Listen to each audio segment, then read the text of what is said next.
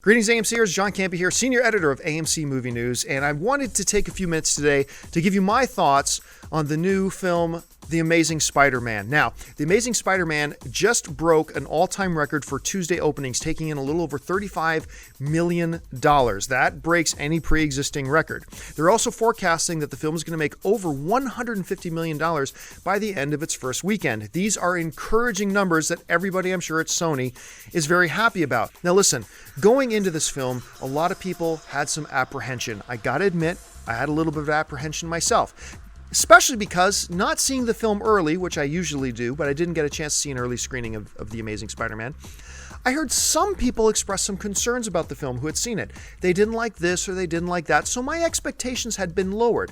Plus, a lot of people were very apprehensive because they didn't want to see Sam Raimi leave.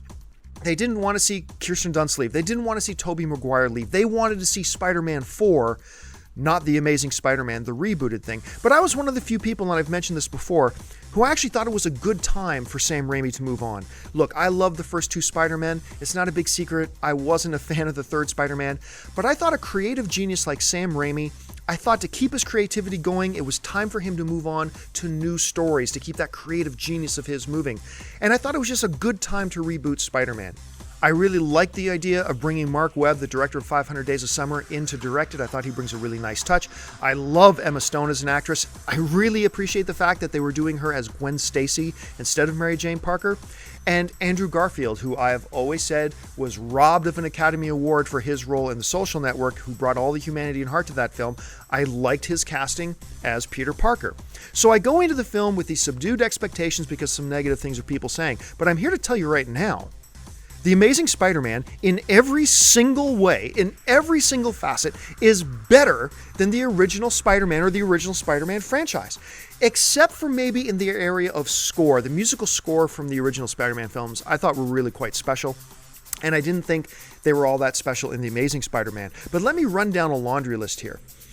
Let me first start with, I think, the mistakes that I think they made.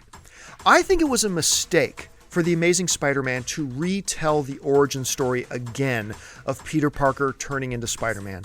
Look, I know it wasn't just last year that the first Spider-Man came out, but it wasn't that long ago. We've already seen the origin story told. We know it already. And I didn't think there was any need for them to go back and tell it again. I thought they should have taken a cue from the Incredible Hulk remake, where in Ed Norton's version of The Incredible Hulk, they took the first 2 minutes in the opening credits to kind of quickly run down, okay, look, Bruce Banner turns into the Incredible Hulk. That's all you need to know. And then they moved on with the story. They didn't feel the need to retell the origin story again. I thought it was a mistake that they did that. Also, the first film with Dafoe playing the Goblin, he was a brilliant scientist who took a formula, decided to test it on himself. It drove him mad and turned him into the villain, the Goblin. And what do they do in The Amazing Spider-Man? They have a brilliant scientist in Rhys Ifans who takes this experimental formula, decides to test it on himself, and it turns him insane, turns him into the villain, the Lizard.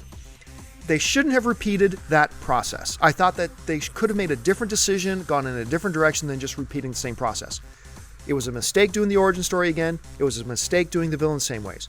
But having said that, even though they just repeated the origin story, they did it better than the first Spider-Man did. Even though they just repeated the process in which the villain turns into the villain, they did it better than they did in the original Spider-Man. Lizard's better than the Goblin, in the films at any rate. This origin story, better than the other ones. I love the way they treated Peter Parker as well. Look, a nerdy outsider kid in the 60s and 70s looks very, very different than a nerdy outsider kid looks today.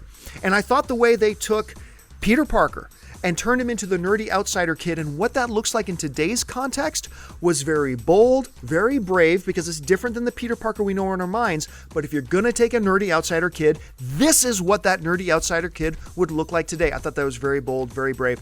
I thought Emma Stone is better than Kirsten Dunst as a female lead in every way, shape, and form. I really liked the gentle, light hand that Mark Webb brings to the film. I thought the film was exciting. I thought the cast was exceptional. I thought everybody played their roles extremely well.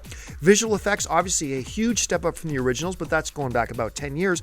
But still, I thought they were very sharp, very crisp. I like the look of the Lizard. I understand some people don't, but for me, it completely worked. Look, not everything about The Amazing Spider-Man is completely incredible and completely mind-blowing. It's not as good as the Avengers. I don't think it's as good as some of the Dark Knight films, obviously. But this is a really good film, a very enjoyable film that I liked a great deal, and I think you will too. Personally, I loved it. I highly recommend that you run out and see The Amazing Spider-Man, and that you go see it at AMC Theaters, which, by the way, if you go to amctheaters.com right now, you can buy your movie tickets 24/7 to The Amazing Spider-Man or any other film that you want. Listen, folks, don't forget to join us on Facebook and on Twitter, and please, by all means, subscribe to this YouTube channel. But I want to know what you think. Did you have a chance to see The Amazing Spider-Man yet? If so, what do you think of the comments that I just made about it? Do you agree? Do you disagree? Are there some things you think I'm leaving out? Let me know in the comments section below. Listen, folks, thanks so much for joining me. My name's John Campea, and until next time, bye-bye.